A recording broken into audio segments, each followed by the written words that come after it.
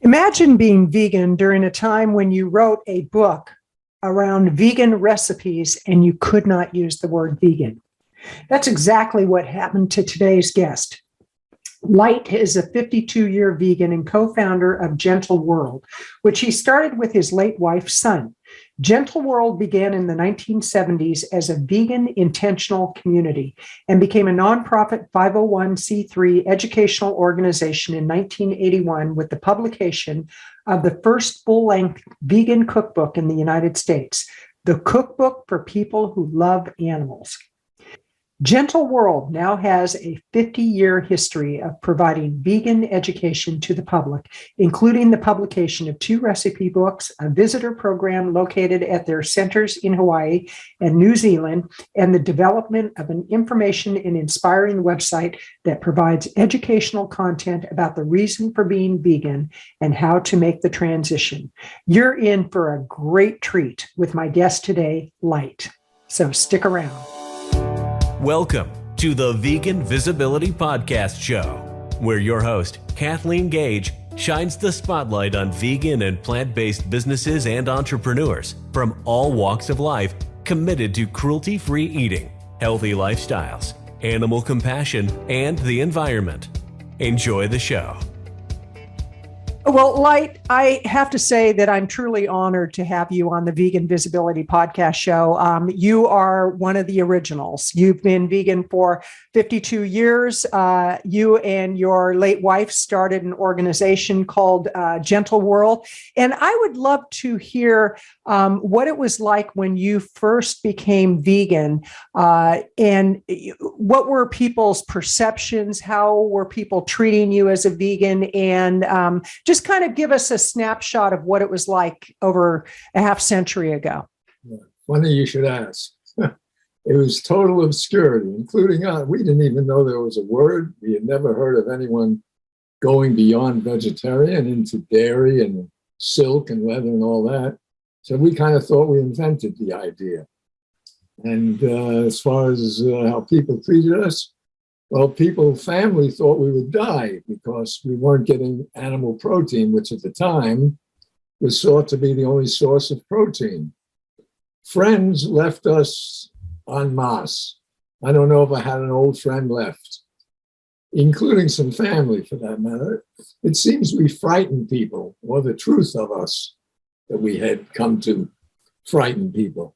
See, I thought at the time all I had to do was tell my friends, look, I just discovered this Holocaust that's going on. They're killing animals. We don't have to. We can eat vegetables and fruits and things. And they would listen, but that isn't what happened. They ran like I was some kind of monster with these new ideas. It was very sad at the time, but that's how the commune started. We got so that my mother, who was a chef, she used to sneak animal product like animal gravy into our food because they thought we would die. Of course, that's not what happened at all. But it just changed everything in our lives. And pretty soon we had to stop eating with other people. And then if we told some people, usually young people, and they agreed with us, eventually we all got together and formed what was called a commune back then. Didn't become a popular word, thanks to the media. Started calling them cults, which is a misnomer. A cult is any group of people that agree to like Catholicism or anything. A group of people who agree with the same principles. That's what it was, and that's what we were, but not in the sense that they made it. So I'm curious, when you talked about the Holocaust of the animals, because it's amplified, it's worse today than ever before. And there are people that they just choose to turn a blind eye to that. Back 52 years ago, how did you discover what was happening to animals? And the treatment was probably different than it is now. I would love kind of a history lesson in what it was like back then, how you came to understand. And it was like your spiritual drive, I would imagine, is what led you in that direction. Okay, well, this is kind of how it happened. When at the time, future wife and I got together, we decided that we would spend our lives seeking the truth. And when we found it, more than finding it, we would live it. So the first thing that happened is we went to rent a house in the Midwest, somewhere in Nebraska, Iowa. And there was a huge bull in a field. I sat in a chair and I just looked at him. He was a magnificent creature.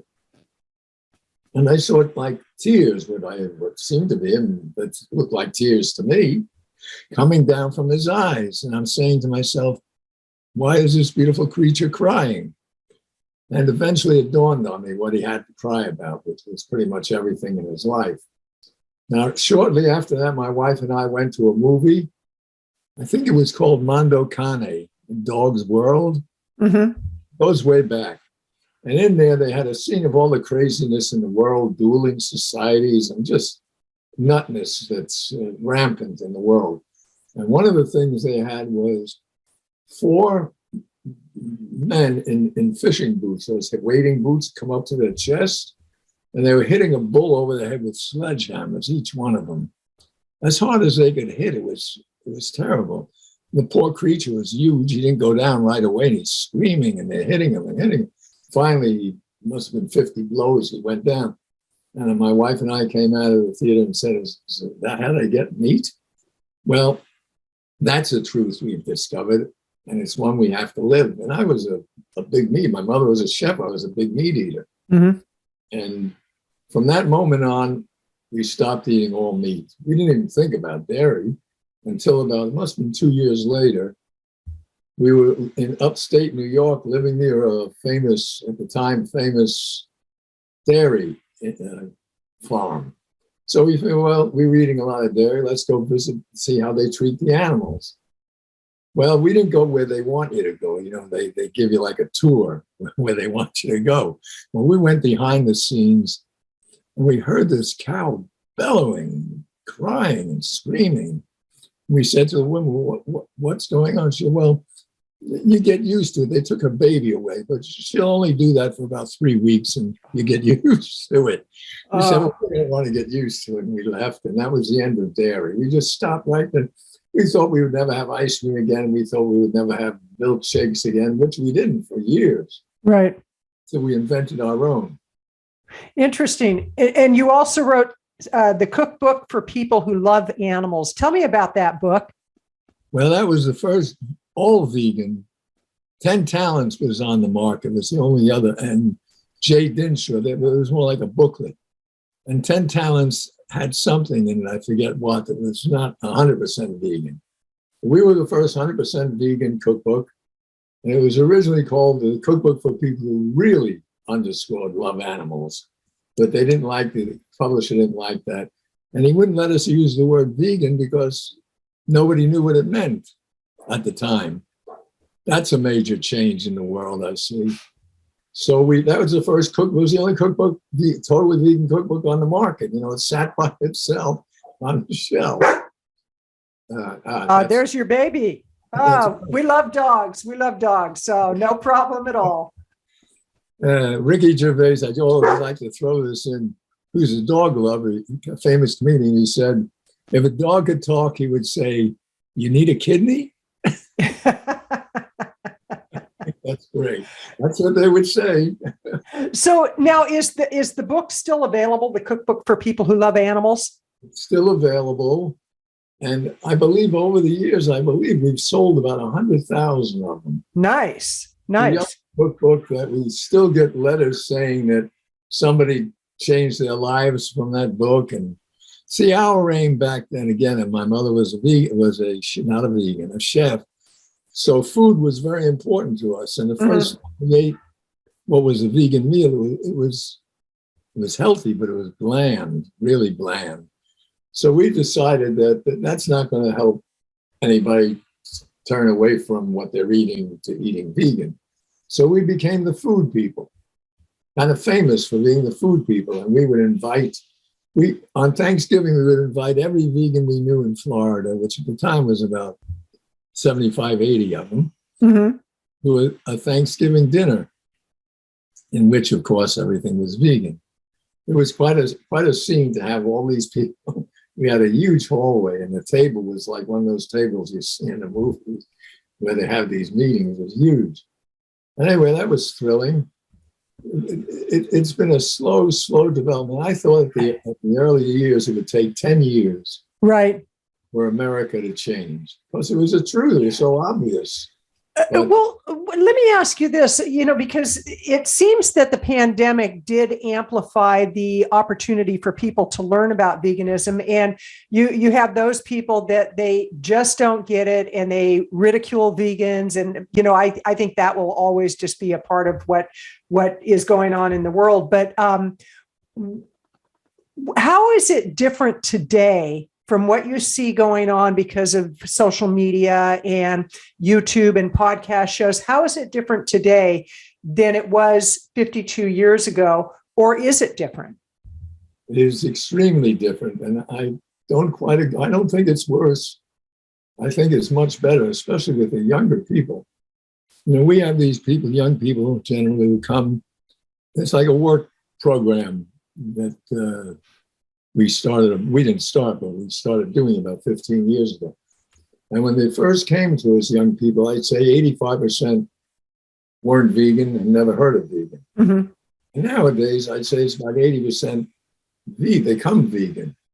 And also it's gone from 85% male to about 85% female for some reason. I think it's just that females are coming out of that masculine shadow that had covered them for many centuries.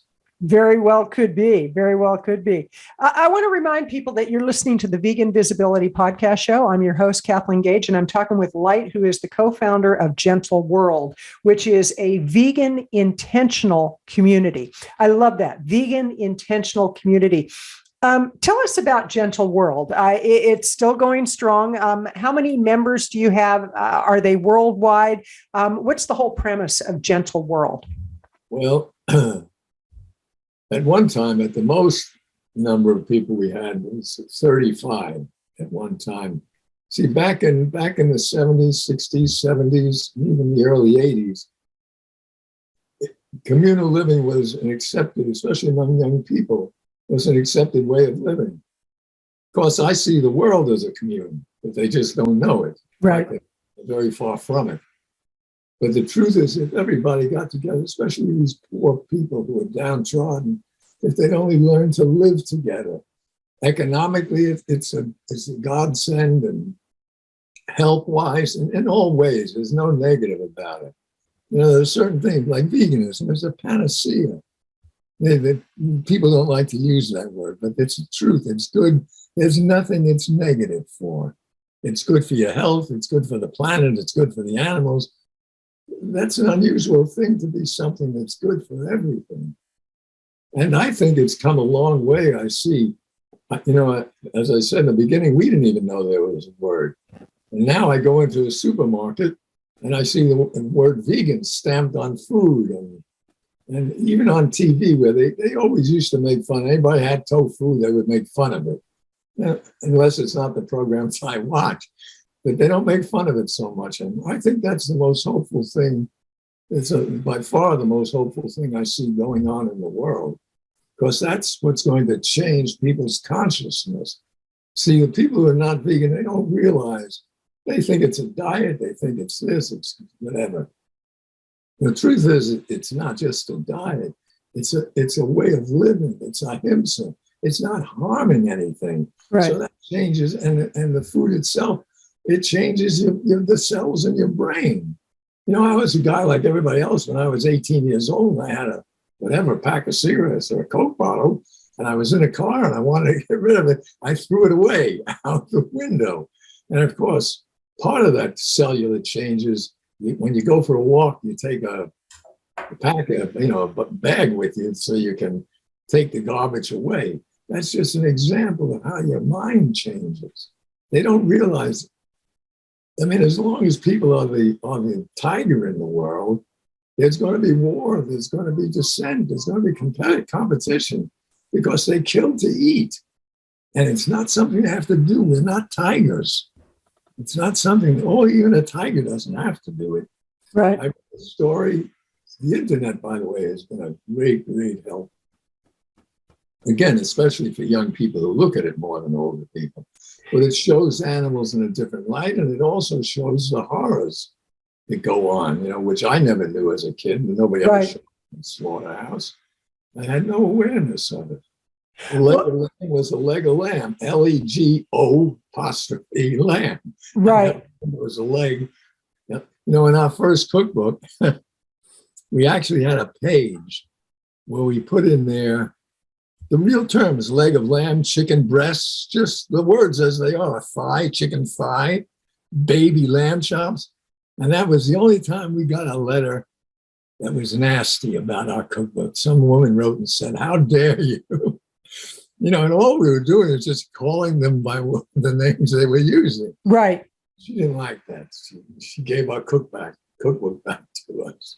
Well, I'm curious with the energy of what people put into their body, because that's something that I really came to terms with once I crossed that line of I am vegan, is when we put that death and suffering and pain and anguish and anxiety and the steroids and the antibiotics in our body, it's going to wreak havoc on our system. So what's your perspective and your belief around the spiritual side of veganism?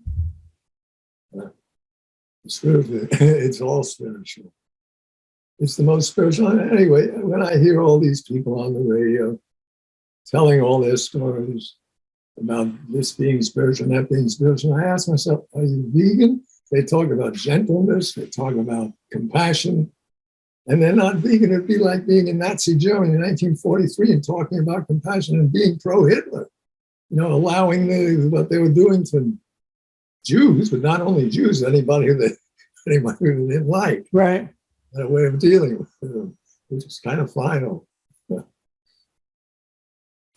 Where it's the worst contaminator of the air. Right. That's known even in the public. That's known that it's worse than all these smokestacks, all the airplanes, all the trucks. And then you get people on the radio, they're talking about how to cure this problem. They never mention the animals. So right away, talk about an elephant in a room. That's a cow in a room, and they don't mention it.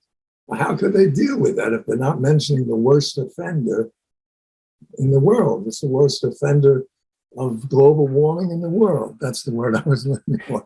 Absolutely. Absolutely. So for people who really just don't know, that, it seems, that most people would know, but there are people that really don't know. And when you have conversations with them, they're like, I didn't realize it was that bad. What's a great way to have a conversation with somebody to give them information without judging them, but to meet them where they're at? What would you say is one of the best ways that we can do that? I guess with understanding that I was there once where they are. I had no idea about these things. In the beginning, I guess all of us did, because we were so kind of angry and upset with we had no idea what they're doing. It's terrible. But when we realized that didn't work, just got people upset. That's one of the ways we became vegan, my wife and I. We would say to people, you're eating animals, they're killing them. They say, yeah, well, you're wearing leather. Mm-hmm. And we'd come away and we'd say, well, they're right. So we didn't like them saying it, but they were right. That's one of the reasons we started we actually buried our leather. Interesting. A service, we would say, I guess what you would call a prayer. We had an interesting thing. And when we found out what down was, down feathers and pillows and things, we were in Colorado. We climbed the mountain with our pillows, down pillows. We slit them open on top of a mountain and we shook them out. Wow. For a final flight. And to watch those white feathers floating down from that high mountain, it was thrilling. That's amazing. That's amazing. We used to fly banners. We lived in Florida for a long time. And we would fly a banner behind the plane for spring break when all the kids were there from college. And we'd say, Thanksgiving is murder on turkeys. And then my wife and I would go around with a microphone like we were reporters and ask the kids, what they thought about that. You know, it's strange. You never know what the effects are of things you do. I wonder if someday I will know, but I see what's happening in the world. It's become just so much more commonplace. Right, right. Now, how do people find you, Light? What's your web address, and where can they get more information about Gentle World? I'm going to have to turn to my technical assistant. Okay. This is Angel. Oh, hello. Hi, Angel. Come on, and if you could give us the web address where people can get more information on Gentle World. Yes, of course. It's gentleworld.org. Okay. We're on Facebook as Gentle World, and we're on Instagram as Gentle World. Excellent. And we'll put that all in the show notes. And now, what is your role in the organization of Gentle World?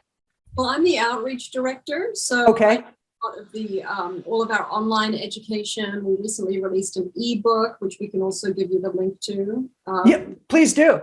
Yep. And I do our social media and also help to coordinate the visitor program here.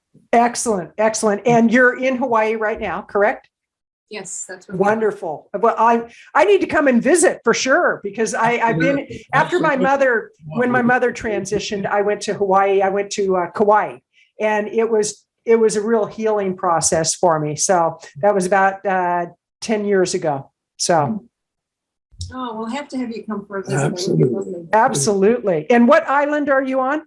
The big one. Okay. Okay. So now, with all the changes that are going on, like myself, what I do is I bring on people like yourself to share your message with the community. And then we just do whatever we can to spread that message all over. What can people do to raise awareness around veganism and to really do it in a way, again, that it's more embracing than it is judgmental?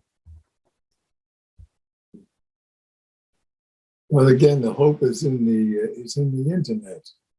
That's the form of communication nowadays. It used to be person to person, but now it's with the fingers. Right. It's just the truth of it. That's what's going to win out. It's simply the truth. And the truth is it already is. It's winning out. I don't see it as being worse. I really see it from where I come from 52 years ago. There's no question to me it's better. It was totally obscure. Nobody ever heard of the word vegan. They wouldn't let us publish a book with the word vegan. They had to say totally vegetarian. So it's come from that to, I see it everywhere. You know, I hear it, I see it, TV and the radio. Vegan has become a common word. I think our dog wants it. Okay, well, the dog is, what is your dog's name? We have two dogs. This is Freedom, who's a half hour from being what they call euthanized. I talk about a misnomer. Yeah, euthanization entails the okay from the person being euthanized. That's a crucial part of it. If the person isn't okay with it, then it's truly murder. Right. Euthanization. And I never knew a dog who said okay, unless of course they were hopelessly ill. Right. Never said, okay, kill me because nobody wants to adopt me. I never heard of that. Mm. So both our dogs all our dogs have been rescued. All our dogs for 40 years have been vegan. That's wonderful. Lived, never long enough. Dogs don't live long enough no matter what. Right. But they live to that normal 16, 15, 17. Right. Yeah. Wow. Well, and we only do rescues also. It's like we have dogs, a cat, we've had a ferret, a goat, we have horses, and they're all rescues. It's like, they kind of show up on our property. We're in Oregon and they show up on our property. It's like, okay, you're part of the family. So, well, Light, I have to say, this has really been amazing. It's truly been an honor to be talking with you. And in closing, what are your thoughts for people? What can you leave them with that could be literally food for thought? Food for thought, yeah. That's our second dog asking to get in. They're miracles to me. If somebody said to me there have been angels on the earth when you're there, you know who they Absolutely. are? In my mind, they would be dogs. Okay, guys, you can come in. final words. Final words. On the spiritual side, there is no spiritual without compassion, Right. empathy. What's spiritual if you're going around eating the leg of an animal that cried and didn't want to be killed? There's nothing other spiritual other than that. It's like Heinrich Himmler being spiritual because he goes to church every Sunday. It's absurd. And people don't realize their very spirits will change. Everything about them will change, all for the better. Health, no question. Everything in their lives will be better. I wish I could push a button and make everybody vegan even for an hour or for a week. No, when I speak to these young people, I say, that aren't vegan, I say, try it for a week. Don't think in terms of forever. Whenever you make a change, it could be anything. You don't think in terms of forever because that's daunting. You think, I'm going to try it for 2 weeks. And in those 2 weeks, the truth of it is going to change them. The truth of it and the cellular change in their bodies. But I would say, when you're speaking to people, just have them commit for a period of time. Don't make it forever and you're going to change. You'll never see a piece of brisket again. That's too much for them. Mm-hmm. Just 2 weeks there. I've had this happen. Oprah did a thing where Oprah Winfrey, mm-hmm. She don't have to use her last name anymore, but she had her whole crew, a crew of, I don't know, 80 people. They tried veganism, I think, for 2 weeks. Mm-hmm. And it's amazing to me because they all came on with good reports. One woman said, I hadn't gone to the bathroom in a week and a half and I was normal. And another woman said, I lost 20 pounds. Another woman, and they were all great. Everybody was great, except as far as I know, I don't know who continued it. It was a strange mystery to me. Something makes you better. I've seen people, I had a friend, an actor, he lost about 80 pounds. And then it's that peer pressure. It's very heavy with people who are in professions where they have a lot of peers. And anyway, he went back, put back the 80 pounds. And anyway, going back is an impossible. I can't even imagine going back. Going back would be like, I don't know, somebody who is a killer is stopping because they came to the truth and then saying, well, I kind of have the urge again. It's an absurdity. The whole world's an absurdity. It's the only thing that's not absurd. Right. That I see in this world. And as far as I'm concerned, it's the only hope. It's the only thing that's going to make people gentle. It's the only thing that's going to change their way of thinking from being a predator to being a grower. A grower and a picker. That's a lot better than a killer. Absolutely. Anyway, I'm very hopeful. It's pretty much the only thing I hope for in this. I've never seen the country like this. I'm sure you haven't either. I started out with Roosevelt. And none of them are pussycats, that's for sure. And if you have cats, you know that's literally true. But they certainly weren't what it is today. My God, what's going on? And then the killing. I tell these young people who are 19, 20, I said, you think mass killing and school shooting are something that's been around. I said, when I was in college even, there was no such thing as school shootings or mass killing. Somebody just killed 10 people.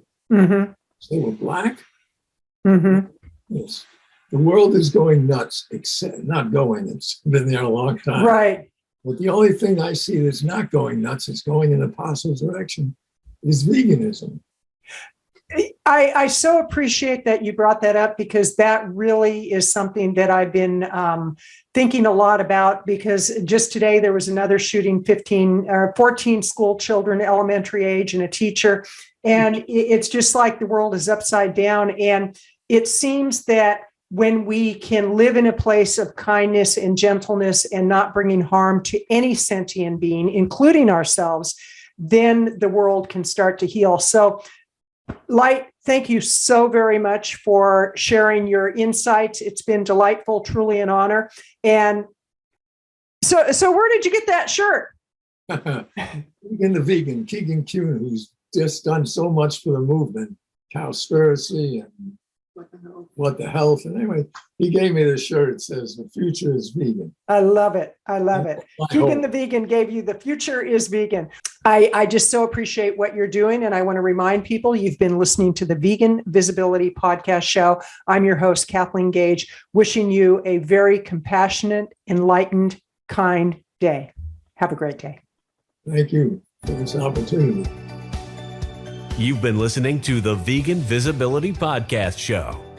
Be sure to subscribe to get notified when the next episode is live. And we always appreciate reviews. Join us next time for more inspiration, education, and motivation to build your business one cruelty-free and healthy person at a time.